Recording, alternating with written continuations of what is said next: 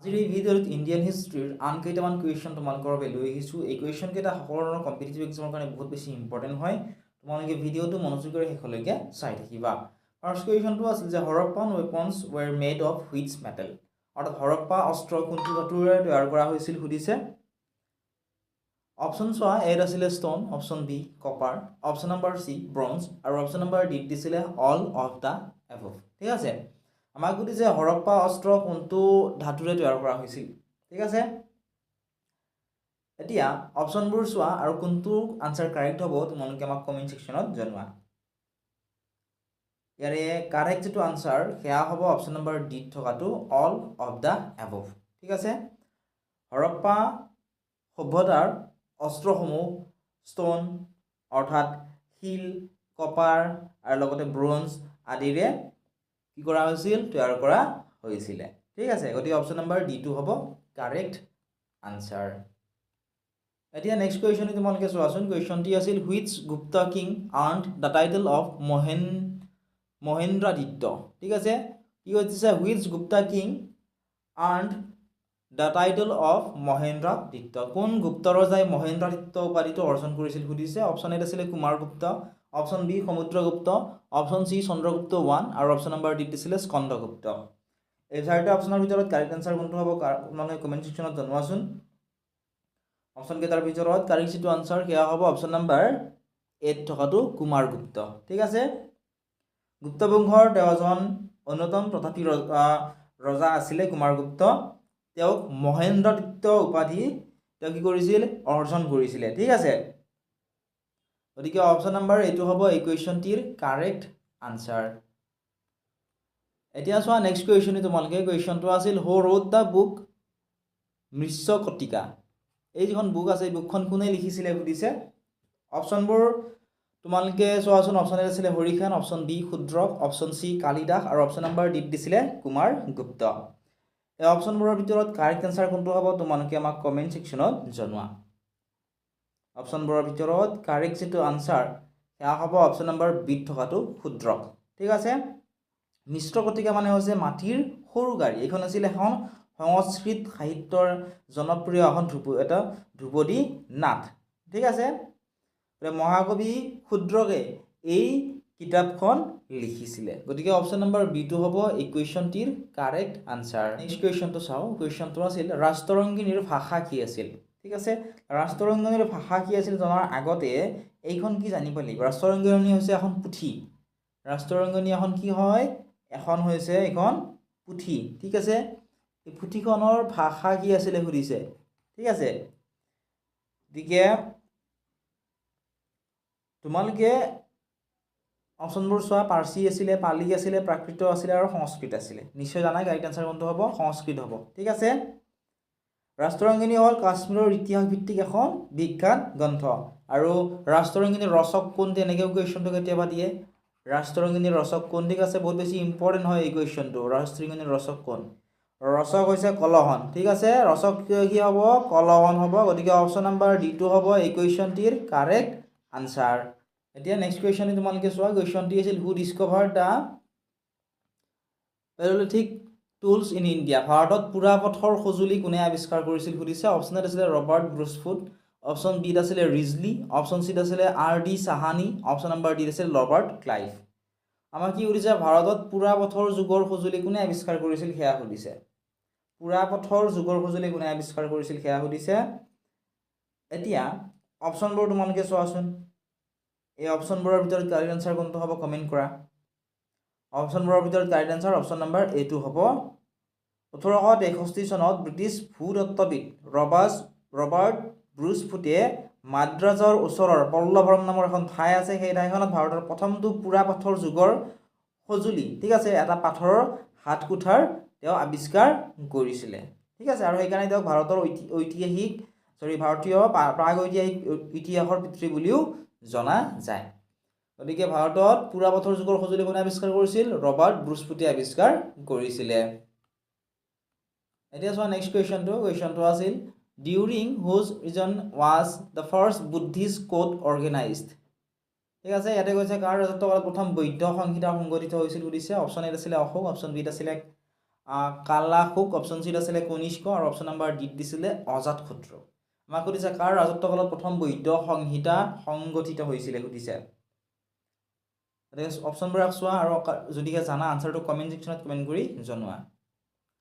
কুৱেশ্যনটিৰ correct যিটো answer সেয়া হ'ব অপশ্যন নম্বৰ ডিত থকাটো অজাতশত্ৰু। ঠিক আছে, অজাতশত্ৰু হ'ব কাৰেক্ট আনচাৰ। অজাতশত্ৰুৰ ৰাজত্বকালত প্ৰথম বৈদ্য সংহিতা সংগঠিত হৈছিল। ঠিক আছে, আৰু ইয়াৰ পৃষ্ঠপোষকতা কোনে কৰিছিল? অজাতশত্ৰুৱে কৰিছিল, আৰু অজাতশত্ৰু আছিলে হৰ্যক বংশৰ ৰজা। ঠিক আছে, অপশ্যন নম্বৰ ডিটো হ'ব এই কুৱেশ্যনটিৰ কাৰেক্ট আনচাৰ। নেক্সট কুৱেশ্যনটো তোমালোকে চোৱা। কুৱেশ্যনটো আছিল who was the ruler of Magadha empire at the time of Alexander's invention. আলেকজেণ্ডাৰৰ আক্ৰমণৰ সময়ত মগধ সাম্ৰাজ্যৰ শাসক কোন আছিল? ঠিক আছে, কি সুধিছে? আলেকজেণ্ডাৰৰ আক্ৰমণৰ সময়ত মগধ সাম্ৰাজ্যৰ শাসক কোন আছিল সুধিছে। অপশ্যন এত আছিলে পদ্মানন্দ, অপশ্যন বিত আছিলে ধনানন্দ, অপশ্যন চিত আছিলে চন্দ্ৰগুপ্ত মৌৰ্য আৰু অপশ্যন নম্বৰ ডিত আছিলে কালাশোক।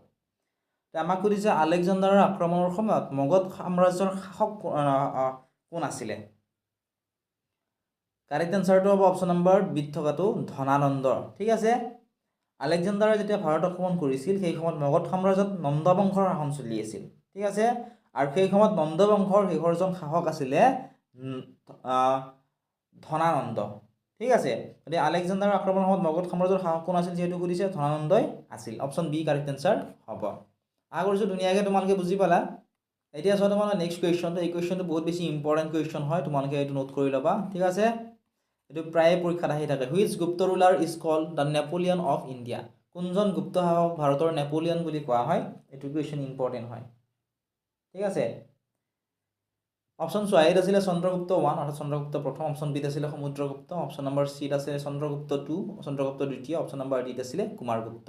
ইয়াৰে কোনজন গুপ্ত শাসকক ভাৰতৰ নেপোলিয়ন বুলি কোৱা হয় সুধিছে। কাৰেক্ট যিটো আনচাৰ সেয়া হ'ব অপশ্যন নম্বৰ বিত থকাটো সমুদ্ৰগুপ্ত। ঠিক আছে, সমুদ্ৰগুপ্তক তেওঁৰ সামৰিক বিজয় আৰু সাম্ৰাজ্য বিস্তাৰৰ বাবে ভাৰতৰ নেপোলিয়ন বুলি কোৱা হয়। এই যিটো উপাধি আছিলে, এই উপাধিটো প্ৰথমতে ইতিহাসবিদ M.V. স্মিথে তেওঁৰ এখন গ্ৰন্থ আছিল, গ্ৰন্থখনৰ নাম আছিল আৰ্লি হিষ্ট্ৰী অফ ইণ্ডিয়া, তাত ব্যৱহাৰ কৰিছিলে। গতিকে অপশ্যন নম্বৰ বিটো হ'ব এই কুৱেশ্যনটিৰ কাৰেক্ট আনচাৰ। এতিয়া নেক্সট কুৱেশ্যনটি চাওঁ আহা। কুৱেশ্যনটি আছিল which of the following the Harappans did not know' the use. নিম্নলিখিত কোনটো হৰপ্পানসকলে ব্যৱহাৰ নাজানিছিল, অৰ্থাৎ ইয়াৰ কোনটোৰ ব্যৱহাৰ হৰপ্পানসকলে নাজানিছিল সুধিছে। অপশ্যন এ আছিলে আইৰণ। আইৰণ মানে জানা নহয়, আইৰণ মানে হৈছে লো। ঠিক আছে, নেক্সট গ'ল্ড। গ'ল্ড মানে হৈছে সোণ। Next bronze. ঠিক আছে, নেক্সট আৰু এটা কি আছিলে চোৱা, কপাৰ। ঠিক আছে, ইয়াৰ কোনটোৰ হৰপ্পানসকলে ব্যৱহাৰ নাজানিছিল সুধিছে। গতিকে অপশ্যনবোৰৰ ভিতৰত কাৰেক্ট যিটো আনচাৰ সেয়া কোনটো হ'ব? সেয়া হ'ব অপশ্যন নম্বৰ এত থকাটো লো। ঠিক আছে, সিন্ধু উপত্যকা সভ্যতা যাক বা হৰপ্পা সভ্যতা আছিল এটা ব্ৰঞ্জ যুগৰ সভ্যতা। ঠিক আছে, হৰপ্পানসকলে তাম, ব্ৰঞ্জ, সোণ আৰু ৰূপৰ দৰে ধাতুৰ ব্যৱহাৰ খুব ভালদৰে জানিছিল তেওঁলোকে, কিন্তু তেওঁলোকে লোৰ ব্যৱহাৰ যে কৰিব লাগে সেয়া তেওঁলোকে জনা নাছিল। গতিকে অপশ্যন নম্বৰ এইটো হ'ব এই প্ৰশ্নটোৰ শুদ্ধ উত্তৰ। এতিয়া নেক্সট কুৱেশ্যনটো চাওঁ। কুৱেশ্যনটো আছিল what was the symbol of Gupta empire. Gupta সাম্ৰাজ্যৰ প্ৰতীক কি আছিল? চিম্বল কি আছিল সুধিছে। What was the symbol of Gupta empire. Gupta সাম্ৰাজ্যৰ প্ৰতীক কি আছিল? অপশ্যন চোৱা। এত আছিলে গৰুৰ, অপশ্যন বিত আছিলে এলিফেণ্ট, অপশ্যন চিত আছিলে টাইগাৰ আৰু অপশ্যন নম্বৰ ডিত আছিলে লায়ন। এই অপশ্যনবোৰৰ ভিতৰত কোনটো আনচাৰ কাৰেক্ট হ'ব কমেণ্ট ছেকশ্যনত তোমালোকে জনোৱাচোন। গুপ্ত সাম্ৰাজ্যৰ প্ৰতীক কি আছিলে? বহুত বেছি ইম্পৰ্টেণ্ট কুৱেশ্যন হয় এইটো। যিসকলে জানা আনচাৰটো জনোৱা তোমালোকে কমেণ্ট ছেকশ্যনত। কাৰেক্ট এনচাৰ হ'ব অপশ্যন নম্বৰ এত থকাটো গৰুৰ। ঠিক আছে, গুপ্ত সাম্ৰাজ্যৰ ৰজাসকলৰ বেছিভাগেই আছিল ভগৱান বিষ্ণুৰ একান্ত ভক্ত, আৰু গৰুৰ হৈছে ভগৱান বিষ্ণুৰ বাহন। ঠিক আছে, গতিকে গুপ্ত সাম্ৰাজ্যৰ প্ৰতীক হিচাপে গৰুৰ আছিল। ঠিক আছে, অপশ্যন নম্বৰ এইটো হ'ব এই কুৱেশ্যনটিৰ কাৰেক্ট আনচাৰ। নেক্সট কুৱেশ্যনটো চোৱা। কুৱেশ্যনটো আছিল চিলভাৰ কইনছ ইছুড বাই গুপ্তাছ ৱেৰ ন'ন এজ। গুপ্তাসকলে জাৰি কৰা মুদ্ৰাবোৰক কি নামেৰে জনা গৈছিল সুধিছে। ইয়াতে অপশ্যন কেইটা চোৱা আৰু কোনটো আনচাৰ কাৰেক্ট হ'ব তোমালোকে আমাক কমেণ্ট ছেকশ্যনত জনোৱা। ঠিক আছে, গুপ্তসকলে জাৰি কৰা মুদ্ৰাবোৰক কি নামেৰে জনা গৈছিলে? এই কুৱেশ্যনটিৰ কাৰেক্ট যিটো আনচাৰ সেইটো হ'ব অপশ্যন নম্বৰ চিত থকাটো ৰূপক। ঠিক আছে, গুপ্ত সাম্ৰাজ্যৰ সময়ছোৱাত বিভিন্ন ধৰণৰ মুদ্ৰা প্ৰচলন কৰা হৈছিল। যিবোৰ সোণৰ মুদ্ৰা আছিল সেইবোৰক কি বুলি জনা হৈছিল?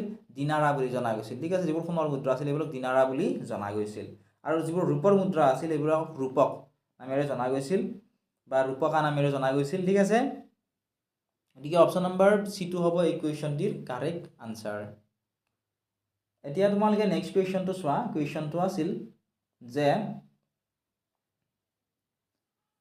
প্ৰাচীন সালে বংশৰ প্ৰতিষ্ঠাপক বুলি কাক গণ্য কৰা হয় who is considered the founder of ancient সালে ডাইনেষ্টি প্ৰাচীন সালে বংশৰ প্ৰতিষ্ঠাপক বুলি কাক গণ্য কৰা হয় অপশ্যন চোৱা এইটো অপশ্যন কাটি দিয়া তোমালোকে কেতিয়াবা দুই এটা অপশ্যন আমাৰ টাইপ কৰোঁতে ভুল হ'ব পাৰে অপশ্যন বিটো চোৱা ৰাজেন্দ্ৰ দিয়া আছিলে ৰাজেন্দ্ৰ ঠিক আছে অপশ্যন চি দিছিলে বিজয়ালয় আৰু অপশ্যন নম্বৰ ডিত আছিলে কুলুতুং ঠিক আছে আমাক সুধিছে প্ৰাচীন সালে বংশৰ প্ৰতিষ্ঠাপক বুলি কাক গণ্য কৰা হয় কাৰেক্ট যিটো আনচাৰ সেয়া হ'ব অপশ্যন নম্বৰ চিত থকাটো বিজয়ালয় ঠিক আছে প্ৰাচীন সাল বংশৰ প্ৰতিষ্ঠাপক আছিল বিজয়ালয় আশা কৰিছোঁ ধুনীয়াকৈ তোমালোকে এইটো বুজি পালা এতিয়া আমি নেক্সট কুৱেশ্যনটো চাওঁ কুৱেশ্যনটো আছিল who is known as the Napoleon of India কাক ভাৰতৰ নেপোলিয়ন বুলি জনা যায় সুধিছে অপশ্যন চোৱা এত আছিলে Skandagupta option B Samudragupta option C Kumaragupta আৰু অপশ্যন নম্বৰ ডিত দিছিলে চন্দ্ৰগুপ্ত আমাক সুধিছে যে কাক ভাৰতৰ নেপোলিয়ন বুলি জনা যায় ঠিক আছে এই অপশ্যন কেইটাৰ ভিতৰত কাৰণটো কাৰেক্ট এনচাৰ হ'ব তোমালোকে আমাক কমেণ্ট ছেকশ্যনত জনোৱাচোন